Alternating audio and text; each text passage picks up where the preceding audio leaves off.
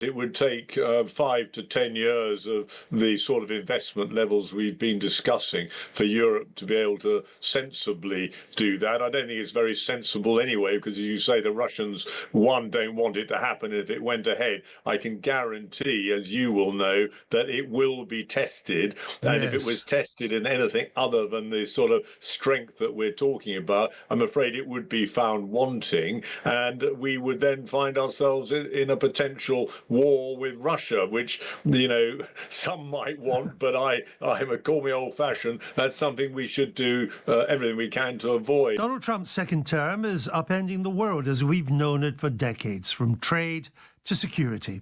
Since the end of World War II in 1945 and the formation of NATO in 1949, the defence of these islands has depended on our seminal role in the NATO alliance and on our close relationship with the United States. Suddenly, all of that seems to be unravelling. Trump's America, it would seem, can no longer be counted on. NATO might have to learn to live without America as its most important member. It might not just be a matter of America becoming more semi-detached from Europe or retreating altogether. There are times when you start to wonder if Trump's America is even on our side anymore. General David Richards is a former Chief of the UK Defence Staff, and he's now a crossbench peer. He joins me now. David Richards, thanks for joining. Let me put this to you. Given America's apparent retreat from Europe at some level, at a time when the world looks very dangerous, is increasing our defence spending to 2.5% of GDP anything like enough? Good afternoon, Andrew. No, it certainly isn't. If you accept the premise that America is withdrawing, give or take, from NATO, I would like to say, before getting into the specifics of your question, is that we must do everything we can to make sure that does not happen. And I'm reassured by the fact that no one at a very senior level has actually said it will happen. No.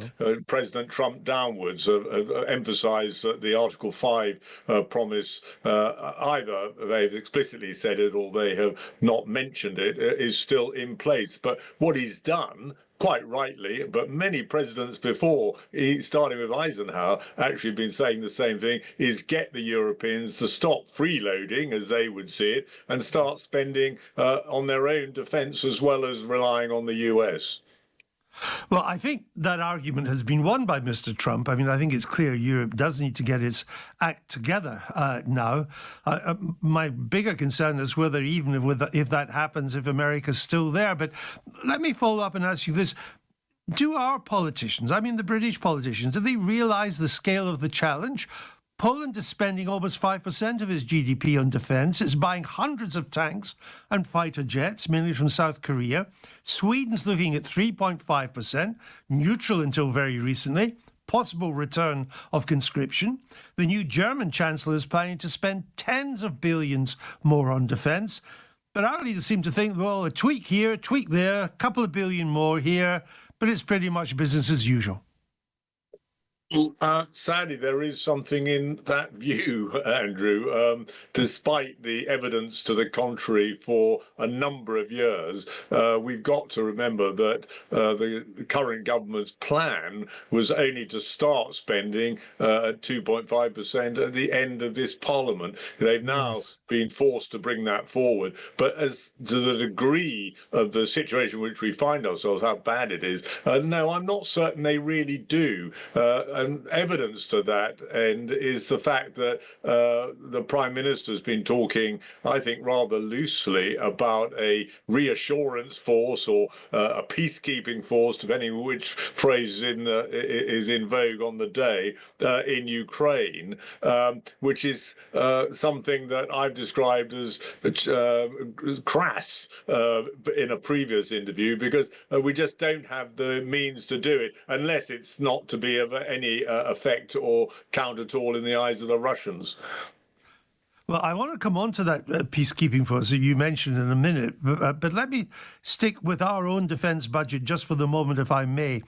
If there was a much bigger defence budget available, say over 3% of our GDP, what, General, do you think we should be spending it on? Don't we need to give our military some scale again. I do agree very much with that. Mass has merits all of its own, or numbers, and we're seeing that play out in Ukraine. I mean, to give you a feel for how, because it's not actually about manpower only, it's about numbers of ships and aircraft as well as numbers of tanks. In 1981, Defence Secretary Nott, you remember, just before the Indeed. Falklands War, was he proposed that we cut the number of destroyers and frigates down to 55, and there was an outcry, and then the Falklands took place, and it was stayed for a while. We've today got, depending on who you believe, between 12 and 18, and it's probably only 12 that we can get out of Portsmouth or Plymouth Harbour. That gives you an idea for the huge reduction in the number of ships, let alone the huge reduction in the size of the army.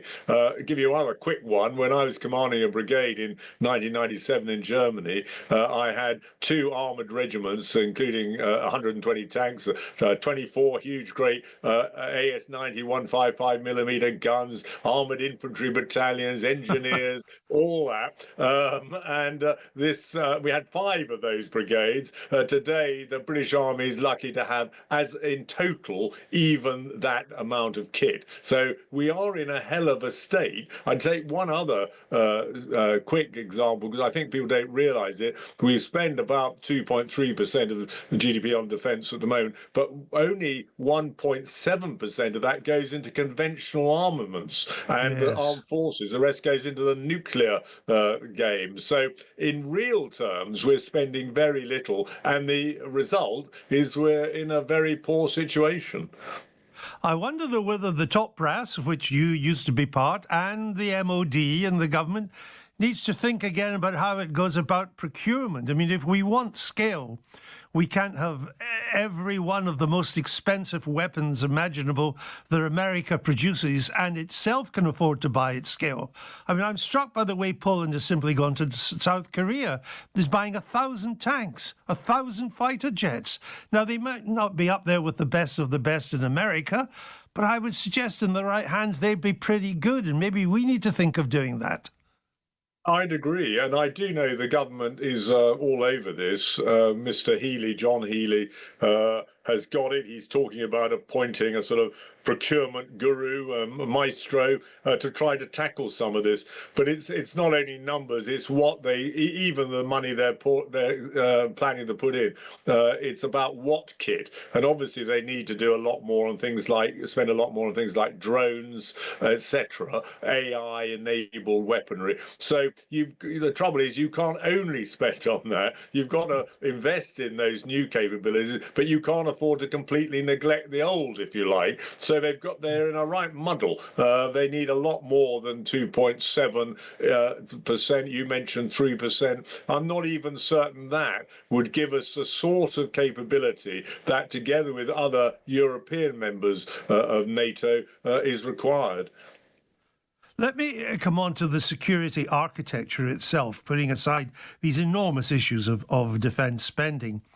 And assuming that America, to some extent, is retreating from Europe, it doesn't have to be completely, but to some extent, it's got other fish to fry in other parts of the world.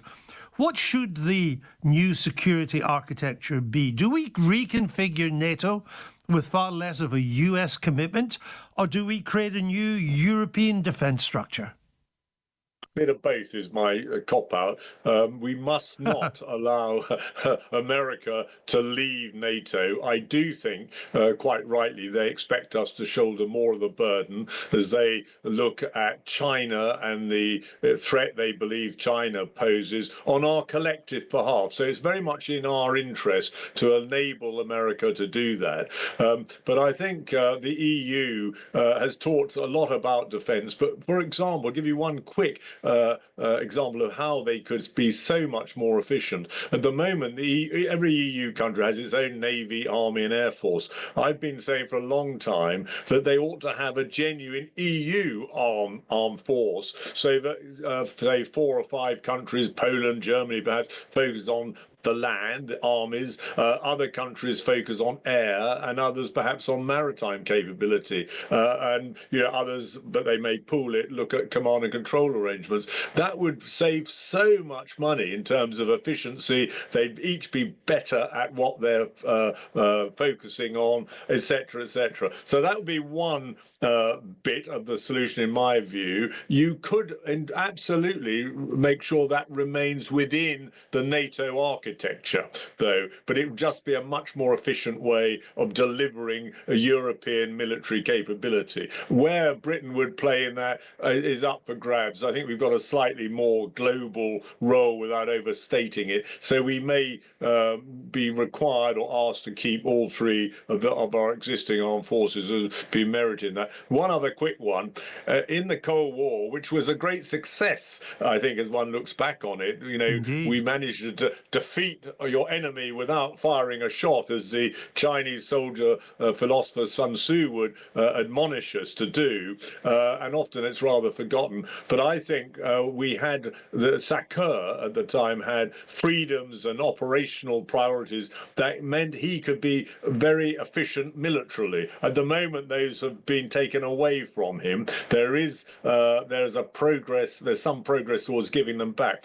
But we could recreate that sort of environment so that the armed forces within NATO could much more efficiently pose the deterrent force that is at the bottom of all this, because it's all about not fighting a war rather than being able to fight one. Let's come back then to this, what you mentioned earlier, this proposed Anglo-French force for Ukraine, led by the Anglo-French. I mean, I'm not sure it's going to happen because the Russians don't want it and the US won't give it security guarantees. But if it did happen, could Europe, without US boots on the ground, could it muster 100,000 strong deployment? Because I think given the scale of the front line, that's what it would have to be, would it not? I think you're right, Andrew. Some have said 100,000 to 200,000. No, it absolutely could not. It would take 5 to 10 years of the sort of investment levels we've been discussing for Europe to be able to sensibly do that. I don't think it's very sensible anyway, because as you say, the Russians, don't want it to happen. If it went ahead, I can guarantee, as you will know, that it will be tested. And if it was tested in anything other than the sort of strength that we're talking about, I'm afraid it would be found wanting, and we would then find ourselves in a potential war with Russia, which some might want, but call me old-fashioned. That's something we should do everything we can to avoid. Even the idea of air or maritime policing of some kind. What if a British aircraft is accidentally or deliberately knocked down by the Russians? What are you going to do? So our political leaders, with the advice from, I think, a very competent group of people at the top of the armed forces today, need to go through all these scenarios and make sure that they're properly thought through and that we can manage them. At the moment, I'm afraid, as you're intimating, that looks far from being the case. Well, General, we'll leave it there, but I hope the politicians are listening to you, and I thank you for coming on and speaking to our listeners today. That's General Lord Ridges there, former Chief of the UK Defence Staff.